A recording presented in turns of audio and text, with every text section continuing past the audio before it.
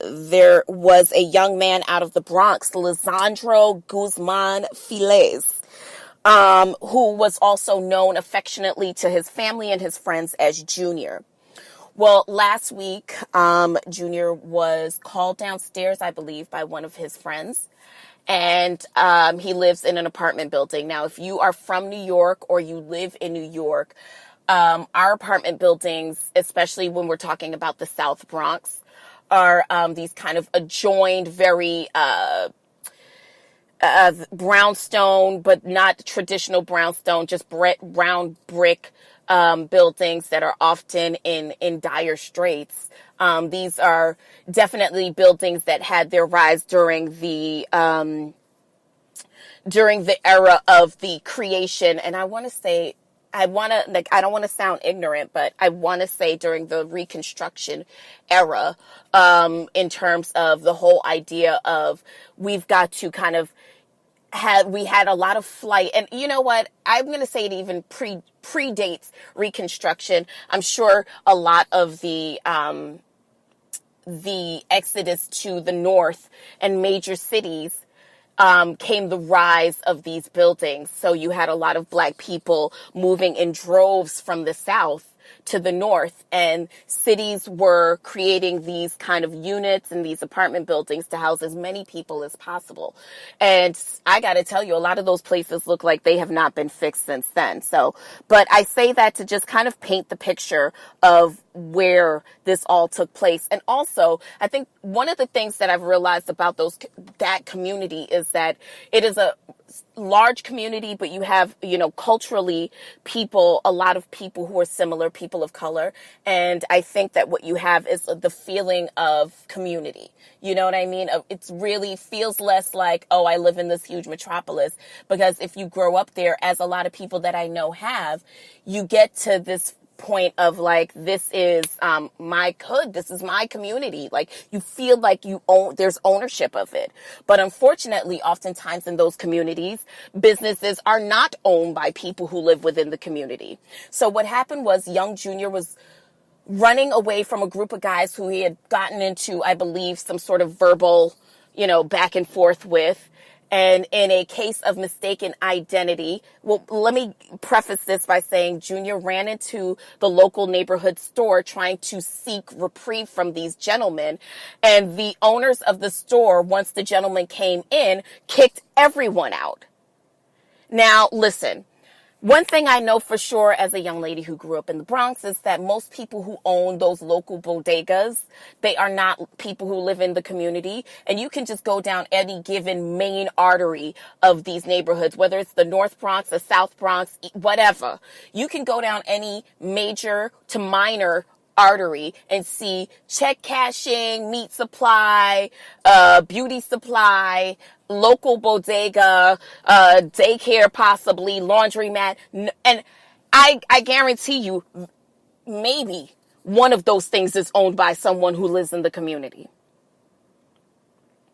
or at least has enough respect for the community that if a child comes into the store seeking solace from, adult men who are chasing him with machetes and knives, that you would not just usher all of them out of the store, including this child. I know they have guns. I know that the owners of that store have a gun. And if they really wanted to help Junior, they could have. The store is located at 526 East 183rd Street between Bathgate, or I guess it's off of Bathgate. Needless to say, young Junior was stabbed outside the store. The store's cameras caught it. So as of right now, 5 of the suspects have been taken into custody, one of which his mother actually turned him in. One fled to the Dominican Republic, but has since been caught as well. So listen, prayers up for Lisandro Guzman Filez, his family. And it's just a really sad story, specifically more so when you have to look into the eye, when you are looking in the eye of someone who is inflicting harm on you, and they look like you. They look like you. This young Hispanic boy, people within his community, people who look like him, is the last people that he saw, and they were inflicting harm on him. In a case of mistaken identity, by the way. All because of a sex tape with a young lady. Like, listen, okay? Really? So now a mother, her only son, gone. A brother, gone. A friend, gone. I don't know. I'm not sure when the expectations for the community, for real fellowship, for real brother sisterhood, for us looking, I don't know. It seems as though we've progressed in society so that we should be beyond, beyond even in the way that we socialize, even in the way people are socialized. One would think that we would be beyond this kind of like violence to each other. The world is so advanced. What kind of fucking caveman shit are we dealing with here? Listen. Oh, and shout out to Meek Mill. And I know that is just like, Meek Mill had a great performance last night. I did not watch it live. I watched it on YouTube. But I really am glad for him, and I'm glad that being out is helping to make a change for him. I do believe that he had another court appearance, and I'm not sure how things went or if it's coming up, but I'm praying his strength because number one, I think that he is a dime, top of the line, cute face, small waist with a okay. I like him. I do. I think he's sexy or whatever. But yes. All right. So let's get on to anything else. So anything else on the church, on the church announcements? Yes, there is. Keep That Same Energy by your homegirl, Tiana Taylor. After much ado and much wait, the misogynistic pigs over at Good Music Records decided to go ahead and let Tiana live. Now, in all fairness, I'm going to say that I have not listened to the album. Y'all,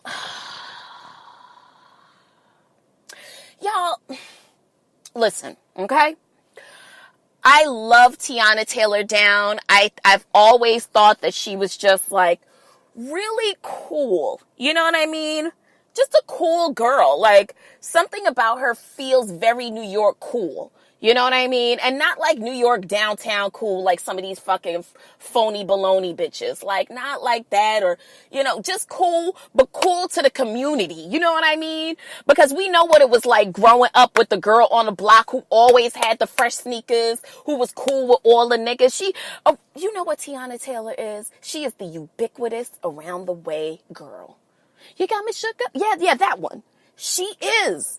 She's mad cool. She could dance. All the niggas like her because she got a dope body, but she never really, she's that girl. She's that girl. And so why am I not interested in listening to this album? Well, I'll tell you. Really, because if Kanye is the heavy on it, I'm sorry, I can't support Kanye just yet. Now, I know I sound like a hypocrite as I sit here and wear a St. Pablo tour shirt. But the reason why I say that is because I felt like, and I feel like what I'm going to get is Tiana Taylor from the perspective of Kanye West. Tiana Taylor's album 7, I believe it was called, was such a dope 90s throwback album. It was dope to me, okay? It was dope to me. And so I just wanted them to let her rock out on her own. You know what I mean? I wanted them to let her give us her visuals. Let her put Iman Shumpert on a song. Let her put Big Shump on a song. Come on. Big Shump ain't even get a feature. Big Shump ain't even get no feature. Okay? Why? Because Ty Dolla $ign needed a feature and Kanye needed a feature and whatever. Listen, the album, for the most part, what I've been seeing it for the reviews, Pitchfork and Pulse, is about a solid 3.5 out of 5 is kind of what she's averaging for this album, which is a solid fucking effort, if I do say so myself. It's a solid effort for her. But the album is not without its controversy. Now, apparently, there is a song called Hurry on the album And people are saying that the sample used of the woman in the background kind of moaning, I don't know how people would know this, but people are saying that it is Kim from Kim and Ray J's tape. Yes, people are saying that Kanye used Kim's moan from the sex tape as a sample.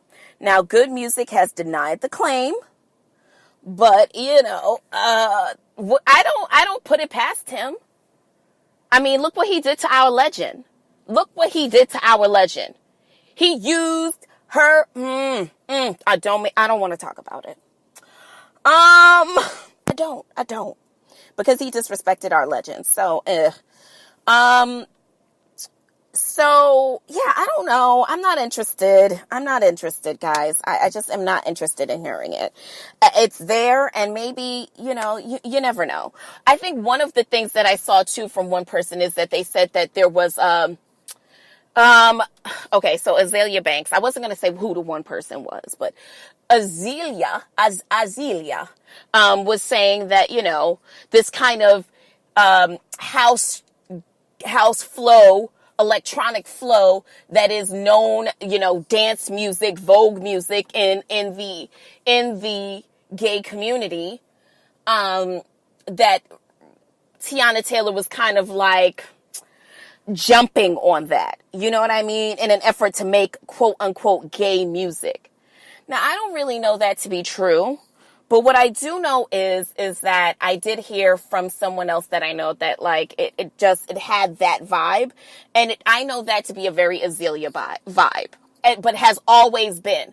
I mean, because 212 is, as far as I know, 212 it has got to be. It's more than 10 years old, so and 212 was a blow-up hit for her. You know what I mean? It was off the cuff of nothing. She was not like anybody else when she did 212. Because when she did 212, lip glosses was popping. Hairs was flipping back and forth. Okay, whipping back and forth hair. And here was this young black girl from Harlem giving us, house dance, electronic hip hop vibes. And she was just like, she came off as, listen, I could go on about Azealia, but I won't. So anyways, you guys check out Teyana Taylor's album. I'm not saying not to support it. Check it out. Tell me what you think. Or don't, because it doesn't matter. Anywho. So, speaking of good music, shout out to Big Sean. Big Sean recently revealed that he had canceled some of his tour dates due to anxiety and depression. And as someone who has also, kind of battled with those things as well, I think that the more that we can take the stigma off of it, the more that we can just kind of call a thing. Because I actually had someone say to me the other day, like, oh my God, I didn't know that you did. And I'm thinking to myself, the sad part is that not that you didn't know that I had anxiety or depression. It's that you don't even realize that you have anxiety and post-traumatic stress. So clock that T. But, I think that, and it shows in the way that one takes care of themselves or does not take care of themselves. So listen, there's no stigma in saying and calling a thing a thing. The stigma is in not calling a thing a thing. You know what I mean? Yeah.